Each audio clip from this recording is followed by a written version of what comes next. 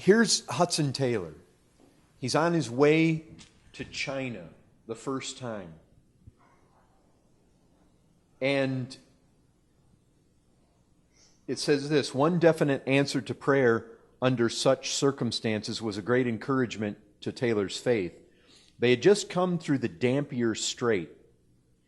This is Indonesia area.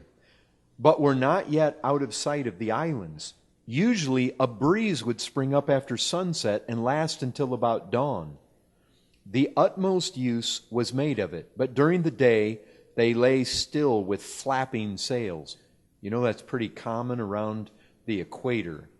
They call it the doldrums because often the wind falls off, and ships in those days that depended on the wind, they didn't move.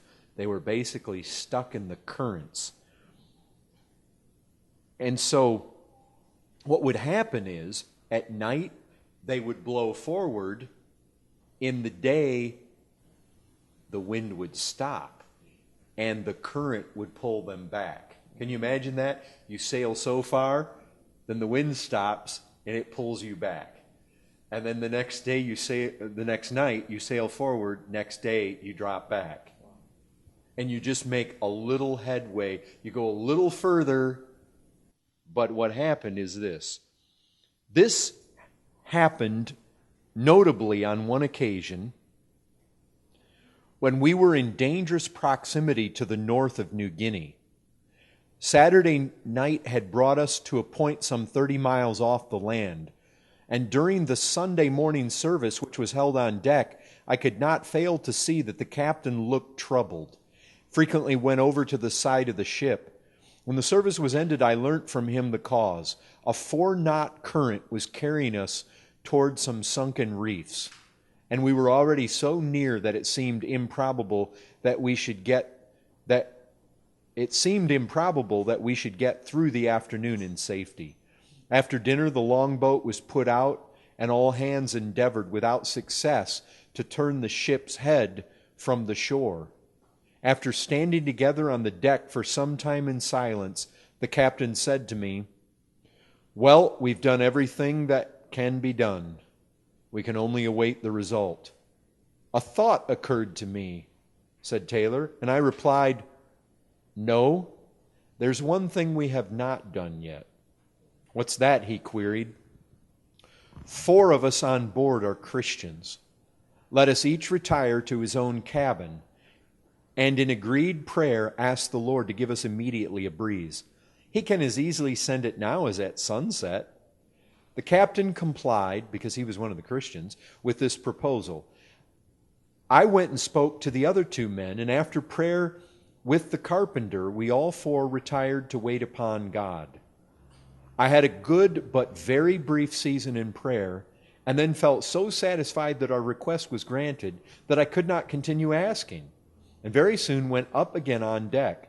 The first officer, a godless man, was in charge. I went over and asked him to let down the clews or corners of the mainsail, which had been drawn up in order to lessen the useless flapping of the sail against the rigging. "What would be the good of that?" he answered roughly. I told him we had been asking a wind from God, that it was coming immediately, and we were so near the reef by this time that there was not a minute to lose. With an oath and a look of contempt, he said he would rather see a wind than hear of it. But while he was speaking, I watched his eye, following it up to the royal, and there, sure enough, the corner of the topmost sail was beginning to tremble in the breeze. "Don't you see the wind is coming? Look at the royal," I exclaimed. "No, it's only a cat's paw," he rejoined, "a mere puff of wind." "Cat's paw or not," I cried, "pray let down the mainsail and give us the benefit." This he was not slow to do. In another minute, the heavy tread of the men on deck brought up the captain from his cabin to see what was the matter. The breeze had indeed come. In a few minutes, we were plowing our way at 6 or 7 knots an hour through the water. And though the wind was sometimes unsteady, we did not altogether lose it until after passing the Pelew Islands. Thus God encouraged me, ere landing on China's shores, to bring every variety of need to him in prayer, and to expect that he would honor the name of the Lord Jesus, and give the help each emergency required.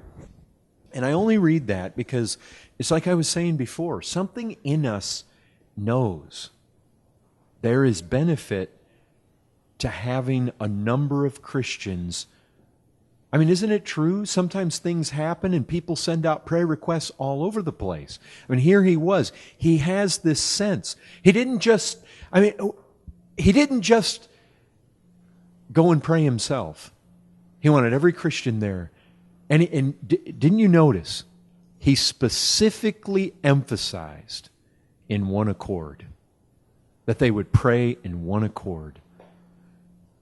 I mean, I only bring that up because I know we feel that, we sense that there is an advantage there.